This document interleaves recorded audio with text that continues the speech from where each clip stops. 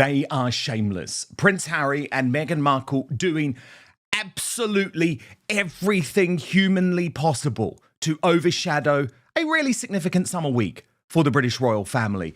First, trooping the colour, then, of course, the incredible Garter ceremony yesterday where we saw Prince William alongside Anne and the King and the Queen and all of their finery, with Catherine and Sophie looking on proudly. But Meghan and Harry don't want you talking about that. They are obsessed with their own battles with the British royal family and the fact that Meghan Markle has now confirmed, and we're going to get to this in one moment, that she is keeping the king from seeing his own grandchildren. At the same time, look at this, they're just vomiting.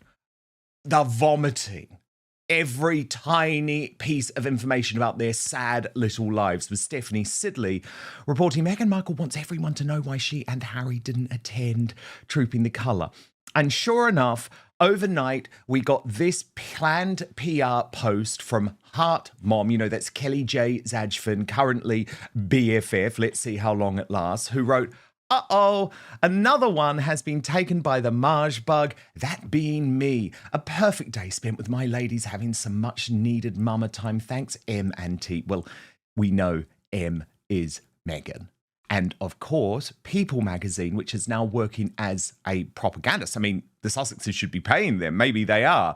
Confirmed this, saying Meghan Markle hosts a games night while Prince Harry serves barbecue in Texas during Trooping the Colour weekend. During Trooping the Colour weekend, you can just shut up and live your sad little lives. You don't need to PR it. You're normal people. You're not royals. That's the whole reason you left, isn't it? So what is this all about? Well, Harry at the Warrior Games is attempting to bring some of that event's positive reputation to the Invictus, which is currently in crisis. But as Tears and Tiara pointed out, there's something else going on too. Harry is also cosplaying his brother. Look at that. Harry sees that William's been serving some food out of a box. He does exactly the same thing. There are endless examples. But there's also such an immaturity to this guy these days. As Hilltop Jennifer pointed out, why does Prince Harry always feel the need to pull these ridiculous faces like a hyperactive 14-year-old? The man is 41 years old, and yet he cannot seem to go anywhere without being photographed clowning around, even while serving barbecue to veterans and their families at the Warrior Games in San Antonio. Most people grow out of the goofy phase by their late teens. Harry seems determined to double down on it well into middle age. Is this just a guy who never learned to carry himself with a bit of dignity? Well, I think you've answered your own question there, Hilltop. A new royal controversy is making headlines. And this time, it centers around Prince Harry and Meghan Markle's children, Prince Archie and Princess Lilibet. Fresh reports and commentary are reigniting a sensitive debate about security, family relationships, and whether the Sussex children could play a role in a future reconciliation with the royal family. Some commentators have even described the situation as emotional blackmail, a characterization that remains highly disputed. Why has this story become so emotional? Why are Archie and Lilibet once again at the center of royal headlines? And what does this latest controversy tell us about the ongoing relationship between Harry and the monarchy? Stay with us, because this story is about much more than one headline. It's about family, trust, and the future of one of the world's most famous royal relationships. For years, the relationship between Prince Harry, Meghan Markle, and the royal family has remained under intense public scrutiny. Every interview, every visit, every rumor of reconciliation, and every story involving Archie and Lilibet quickly becomes international news. Recent reports suggest Harry and Meghan had hoped to bring their children to the UK for a possible reunion with King Charles III, but security concerns have reportedly complicated those plans. And now, the public debate is more intense than ever. Some commentators argue that mentioning the children in discussions about security and family reunions puts emotional pressure on the king. Others strongly disagree, saying Harry's concerns are simply about protecting his family and allowing his children to know their grandfather. But, of course, the worst moment, in my opinion, of this bid to overshadow Trooping the Colour and the Garter ceremony has been this leak, again, to People magazine, with Prince Harry and Meghan Markle confirming the king will not get to see his grandchildren, despite everything Despite all of the spin, they are still holding out. And even though I have presented here and outspoken a plan where they could literally fly into the UK without anyone knowing, with full royal security, they will not do it because there is a wider war going on. So this is the leak, and trust me, this has come directly from Montecito to people. Prince Harry will return to the UK next month for the Invictus Games events, but Meghan Markle, Prince Archie, and Princess Lilibet are not currently expected to join him. Sources tell people. The update comes amid renewed speculation about a Sussex family return to Britain and reports of possible movement in Harry's long-running security battle. Security concerns remain the key obstacle, despite Harry's previously stated desire for Archie and Lilibet to reconnect with their British heritage. While the situation could evolve before Harry's July trip, sources say expectations for Harry's July visit remain unchanged. I mean, I say good. By the way, I say good. But at the same time, I do also appreciate the devastation that you've got a king dying with terminal cancer, although obviously lately his health has been much better. But you've still got a king who's thinking, oh my God, I'm never going to meet these kids. And what is Meghan Markle concerned about at this juncture? The bad optics from her husband at the NBA finals. Now, we spoke about this yesterday, didn't we? It was bad optics for a whole load of reasons. Firstly, he was sitting 8 rows back, which, if your royalty, is pretty mortifying. Then there was the fight that we just saw with the Hollywood director Spike Lee. And this is what Meghan cares about. She is fuming over the NBA seating snub. This new reporting from Rob Shooter of Naughty But Nice, who writes, Prince Harry may have enjoyed the NBA finals, but insiders say Meghan Markle was paying attention to something far more important than the score, where he was sitting. While Hollywood heavyweights Timothée Chalamet and Ben Stiller enjoyed coveted courtside seats, Harry was seated 8 rows back, a placement sources say did not go unnoticed in Montecito. Meghan notices everything when it comes to image. A source tells Naughty But Nice to her seating is status. It's not just about watching a game, it's about who sees you watching the game. According to insiders, the issue wasn't basketball, it was perception. Meghan believes Harry is one of the most recognisable men in the world. When he's sitting behind celebrities instead of beside them, she sees it as a message. And there's another comparison she can't ignore. Meghan knows Prince William and Princess Kate would have been offered front row treatment, says a royal insider. Harry, meanwhile, couldn't have cared less. I mean, I'm not surprised. He was gurning all the way through the game, wasn't he? Harry loved the game and barely gave the seating a second thought, says a friend. That's the difference between them. He sees a basketball game, Meghan sees a brand. The discussion intensified after Harry's awkward courtside interaction with Spike Lee generated headlines of its own. Image is everything to Meghan, another source said. She believes every appearance sends a message to the world. In her world, where you sit matters almost as much as who's playing. And of course that is true. But right now, I'd say you've got much bigger fish to fry, given that Meghan's big contribution over the past 24 hours has been to launch a new Was Never product, which looks truly gross. Like, are you on the matcha train? I see at the moment everyone is drinking matcha. Now, I have to be honest with you. I think I've tried it once and it tasted a bit like dirt to me, but I know it's the trendy new drink. And so maybe I'm just like not with the program. But matcha and Meghan's sloppy jam? I mean, everyone is saying that is a totally mortifying combination. And I was just thinking about the comparison, right? So Meghan would have been alongside Catherine and Sophie at the Garter ceremony of the Garter, that parade in Windsor yesterday, which William doesn't enjoy, by the way, because he sees this parade as something that's a little bit archaic and sort of paints the British royal family in a less modern way that he isn't into. He doesn't love all of this because, of course, he's got the big cloak on. And everyone was saying yesterday how handsome he looked, but he's not a big fan of this. By the way, this was the first Garter ceremony which did not feature Andrew Mountbatten Windsor, which was interesting. But you look at these pictures and then you just compare what Meghan is doing today, launching a dodgy matcha. That's it. Was this really how it worked out? I love it. Do you? Let me know in the comments, because I love tradition. And I want to see the British royal family, even under a Prince William, or then it would be King William, heaven forbid, but even under King William, which will obviously be very, very exciting in some ways, although long may this current king reign. I want to see this. I love the pomp and the pageantry. I think it's wonderful. And actually, we did get an indication today, did we not, that William and Catherine are in some ways traditionalists. And maybe this modernisation project isn't going to go as far as some people think. That was William just at the end.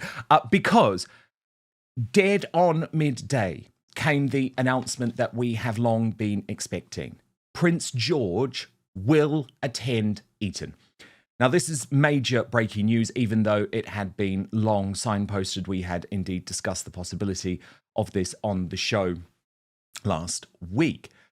And this was an announcement from Kensington Palace. The Times reported the second in line to the throne will follow in the footsteps of his father, the Prince of Wales, and his uncle, Harry, the Duke of Sussex, who attended the school.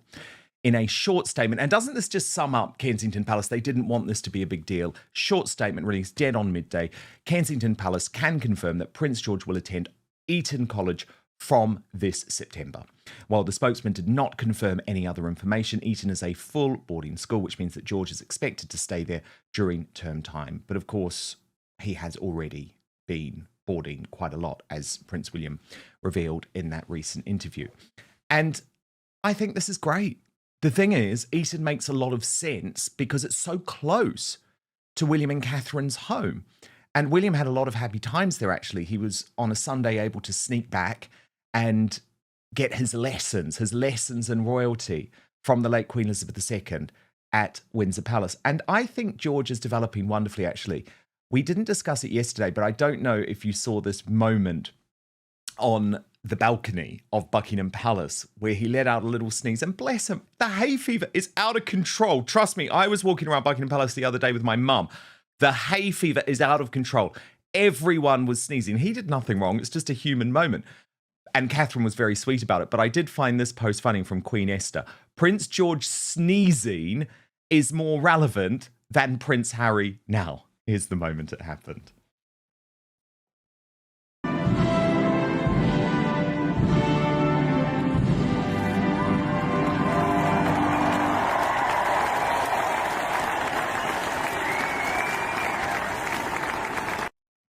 Robert Jobson on Substack today just went through a little bit of how William thrived at Eton. He loved it. So he left in 2000 with an A in geography, a B in history of art, and a C in biology.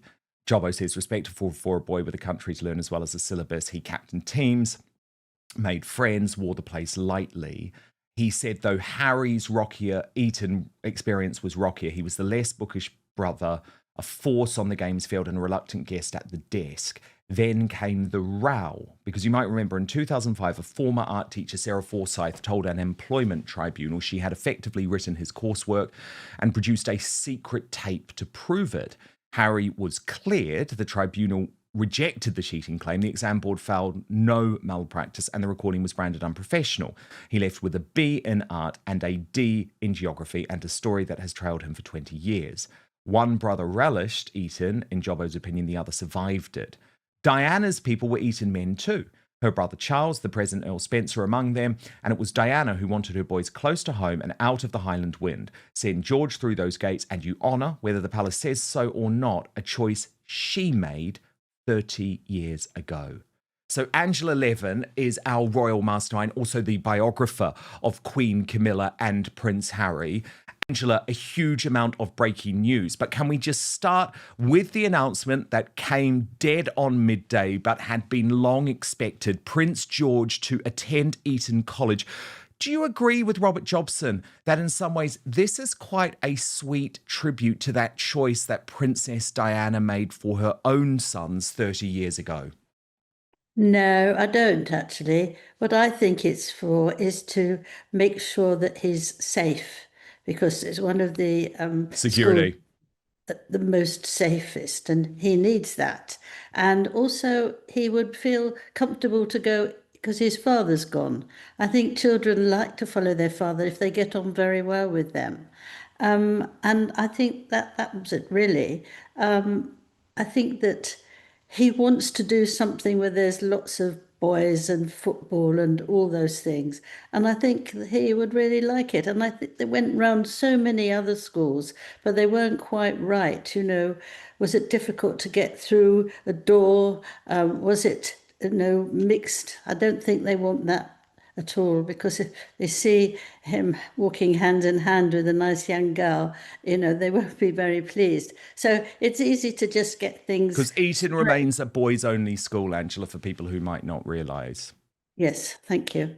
Yes, so I think he will enjoy that, and his father can tell him lots of lovely stories about what he did and all the things that he enjoyed, and I think that would be enough for him, really, than do it with Diana, because she wanted to do it initially, and the king now didn't want to, because he thought it would be too much for Harry. And sorry, and they decided that it would be much better if he went to an easier school. And Diana said no, she didn't want to, because it would upset him. But he wasn't really ready for that school. So maybe Yeah, that was a bit of a mistake. it was a mistake. She said it afterwards. And Because the her thing is, father George told her. has passed the exams, Angela. And you have to remember, William and Catherine are very, very smart and savvy in terms of not trying to put pressure on George. So do you want to know my theory on this, Angela? Yes, please. Okay, so there were all of the reports over the past few months about them visiting various other schools, including Catherine's old school and mixed schools. I believe that those stories were purposefully put out there so that if, for whatever reason, George did fail the entrance exams to Eton, there wouldn't have been public pressure on the fact that, oh, he didn't go because he failed the exams. Do you see what I mean? I think the plan Yes. has always been for Eton, but they didn't want George to feel under any additional pressure. And I personally think that's a really good thing. William and Catherine are very, very conscious about not piling public pressure on young George, who, remember, is going to be king at a young age, and I think that is really sensible. Now, Angela, the other big breaking news, of course, of the day is this confirmation to People magazine from Prince Harry and Meghan Markle that they do continue to use the children as some type of blackmailing tool against the king. But Angela, you told me earlier you're actually happy about this. Your view is just don't let Meghan in. We don't actually want her in the country. But what about the fact that that means the king is still not going to see his grandchildren? Well, I think as far as the king goes, he's now calmed down from really wanting to see these children and really wanting to see Harry, because Harry's behaved so badly and they can't stand Meghan. So if they would get her, if they got the children, they would probably have to have her. And I think it would be too difficult. And I think it was be too hard for anyone to be pleasant at any time. So I think that it's a very good idea not to also trust her. If she can take any word, she might use it, she might spend it somewhere, she could be paid something because she heard something they said that would be very helpful for her, to talk about it or do a film about it or do something about it. I think you can't trust her. And there are other things that are more important about her wandering around and looking and seeing things. And that wasn't the right thing to do originally. And this time, I think she now feels more confident and that she might do anything, and we can't trust it. No, we can't. We can't. And you say, Angela, and you know Harry obviously very well. You spent all of that time with him when you were writing the book. But you say Harry is still listening to domineering Meghan, but he just doesn't seem to realize that she's actually never going to be pleased. She's never going to be satisfied. Yeah, thank you for saying that. Yes, exactly that. He is scared of her. He does what she wants, and he tries to fill in what she wants him to go off somewhere. He'll do that, but he's scared of her. He's frightened of her.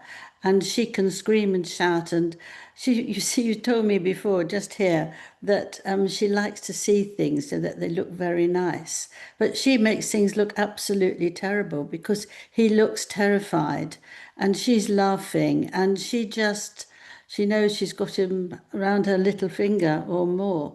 And I think that he's got to try and remember that there's a life for him and he mustn't listen to what she's saying. Now, even if he goes by himself, Meghan will be on the phone all the time or some connection would to say, no, don't do that. I want you to do this.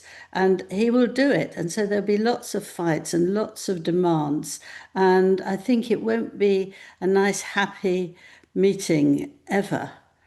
No, it And won't with he her has to, involved. But he has Angela, the problem is he's not having nice, happy meetings anywhere. What did you make of Spike Lee confronting him at the basketball in those extraordinary scenes where he wasn't in the front row, he was 8 rows back? Yes. Well, I think it's your fault because he wrote something very unpleasant about him, and he was furious with Harry.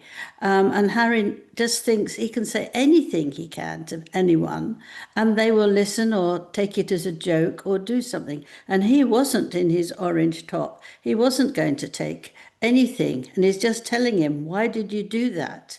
What on earth did you do?" And Harry just grabbed it to try and shake hands, but he was scarpering off. And quite right. And that's so the same of his book, the same of what he says to so many people, his father, Catherine, William, anybody. He can say something and then expect us all to say, oh, well, that was just Harry. No, we don't have to take anything like that.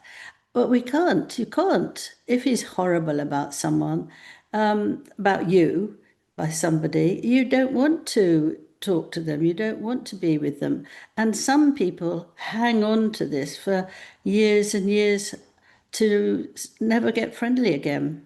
The reports have created two very different narratives.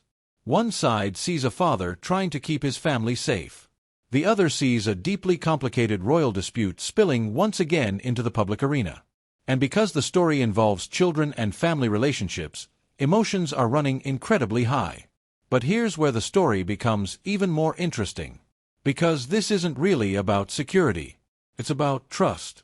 Trust has become one of the defining themes of the royal story over the past several years. Can relationships damaged by years of public disagreements be repaired? Can families move forward after difficult periods? And what role do children play in helping families reconnect? Those questions are deeply personal. And that's why this latest controversy resonates with so many people. Because almost everyone understands how difficult family relationships can sometimes become. At the center of this story are two young children, Prince Archie and Princess Lilibet. Children who have spent very little time in the United Kingdom and have had limited opportunities to build relationships with members of the royal family. Reports suggested that a planned UK visit could have allowed them to spend time with King Charles for the first time in years. That reality has added another emotional dimension to an already complicated story. Because beyond the headlines and controversies, many people simply see a family trying to navigate difficult circumstances. But perhaps the biggest question isn't who is right or wrong. Perhaps the real question is this: can the royal family ever truly heal its divisions while so many issues remain unresolved? The relationship between Harry and the royal family remains one of the most closely watched stories in the world. Any possible UK visit, any potential family meeting, any sign of reconciliation, all of it instantly becomes headline news. And that's because people aren't just following a monarchy. They're following a family story. A story of separation, of disagreements, and perhaps, one day, of reconciliation. Perhaps the most fascinating aspect of this latest controversy isn't the claims themselves. It's the fact that millions of people remain deeply invested in what happens next. Will Harry and Meghan bring their children to the UK? Will Archie and Lilibet spend more time with their grandfather? Will old wounds eventually heal? For now, no one outside the family truly knows. But one thing is certain. The story of Harry, Meghan, and the royal family continues to captivate audiences around the world. So, are the latest headlines simply another round of royal speculation? Or do they reveal deeper questions about family, trust, and reconciliation? Only those closest to the situation know the answers. But one thing remains clear. The future relationship between Harry, Meghan, their children, and the royal family remains one of the biggest questions in modern royal history. Do you think children can help bring divided families back together? Or should family disagreements be resolved separately from the next generation? Let us know your thoughts in the comments below. And if you enjoy royal news, palace drama, and in-depth analysis of the biggest stories involving Harry, Meghan, William, Catherine, and King Charles, don't forget to subscribe and turn on notifications. Because the next royal headline could change everything.